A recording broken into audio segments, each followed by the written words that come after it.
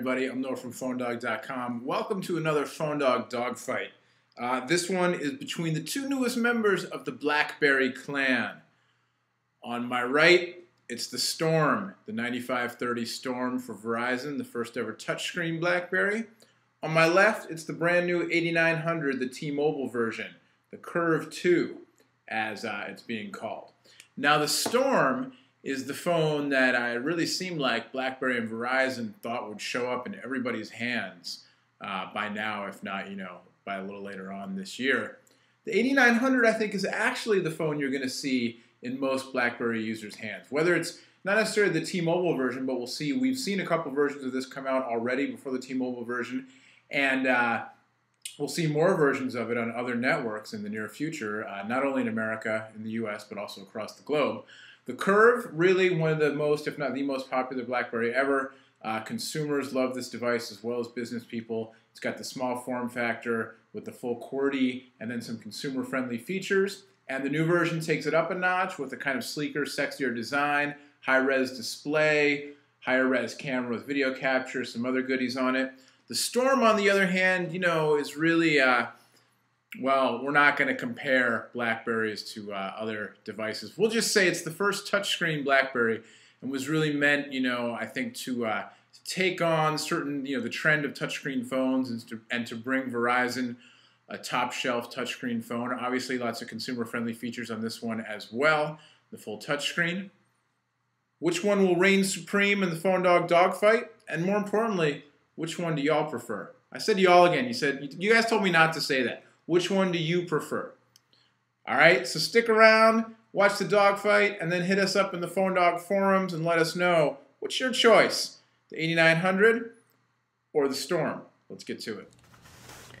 All right, so on the left, it's the BlackBerry 8900, the new Curve. Again, this is the T-Mobile branded version.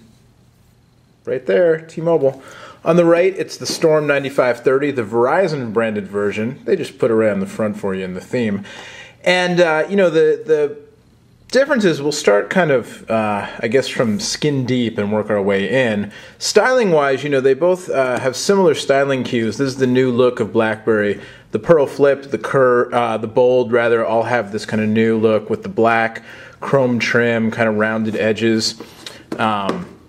Both of these phones have the same kind of stealth buttons on top for locking and muting. The back, kind of a similar look on both.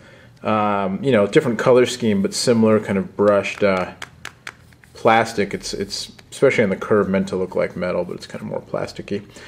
And then, similar layout as well on the side with the buttons, the USB ports in a different spot on the two phones, and then the other side with your rocker button and headphone jack.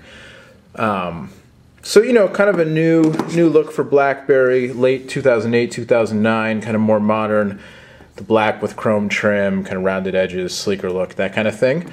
The obvious difference, with the two phones, I think, in terms of form factor, is the three things: the display, the keyboard, and then the overall size and weight.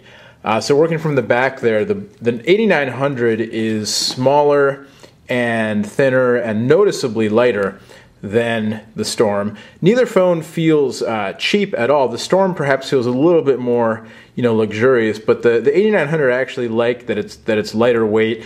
It doesn't, it's plasticky, but not. It doesn't feel like it's going to break or anything like that. It feels pretty solid, but very lightweight.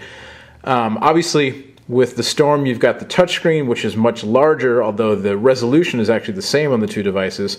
But physically, the display is much bigger on the Storm. And then, of course, in the 8900, you get the full QWERTY keyboard on front with the trackball. The Storm, there's no trackball. You're navigating by way of touching and clicking only. If you're not familiar with this, it's this new thing called SurePress, where the whole touchscreen is actually spring-mounted and the whole thing clicks. And that's how you choose things on the Storm, is you point and then you click.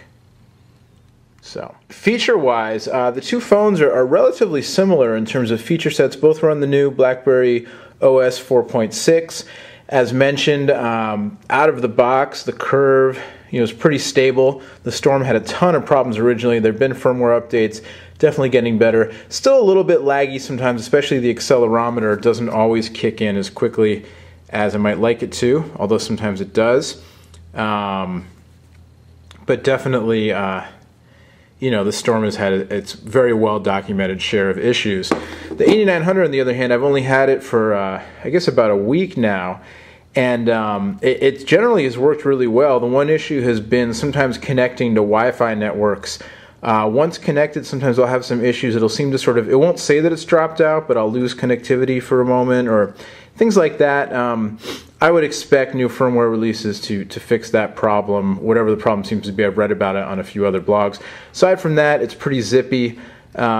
Both phones have, you know, the new full-on web browser, which is great. This is the last page I looked at on the 8900, a page from PhoneDog. But really a big step up from the previous generation of BlackBerries as far as web browsing experience goes. We'll get the Storm loaded up so you can see it on here as well. We'll get PhoneDog. And this is kind of a sneak preview of, I think, what the big difference really is in the two devices, which is the keyboard, the way you actually enter text for, you know, messaging and everything else. Of course, connectivity differences. The 8900, the T-Mobile version, is GSM Edge with Wi-Fi, no 3G. The Storm on Verizon has 3G, EVDU-REV-A data speeds, but no Wi-Fi. So there's your trade-off. No Wi-Fi on the Storm, no 3G on the T-Mobile 8900. So it's a little bit of pick your poison, I guess. I mean, if you're dependent on one network or the other, you know, that would probably make the call for you. I think if you're looking at the BlackBerry as a messaging device first and foremost, if you know, email, IM, SMS, that kind of stuff, 3G is not really going to matter that much. I haven't had any problems with the push email on the 8900 running only on Edge. For web browsing, as you can see, you know, the Edge is definitely slower. So if you're going to be using the phone for a lot of web browsing on the go, you'll definitely miss the 3G. And honestly, at this point, you know, everything, all the new phones coming out everywhere except T-Mobile are 3G. So just from a keeping up with the Joneses standpoint, it's kind of too bad that there's no 3G on the 8900. The flip side is with Wi-Fi, T-Mobile offers not only faster data speeds, but also the UMA calling, which is really nice. So you get the advantage, as we talked about, of not using cell phone minutes when you're making Wi-Fi calls, UMA calling. Also, the call quality tends to be a little bit better, though I haven't really had any problems with the Storm call quality. Call quality has been really good. They have a new noise canceling system in the Storm, which has worked really well also. Here you can see the web browsers. You know, both of them, they look really good, similar experience.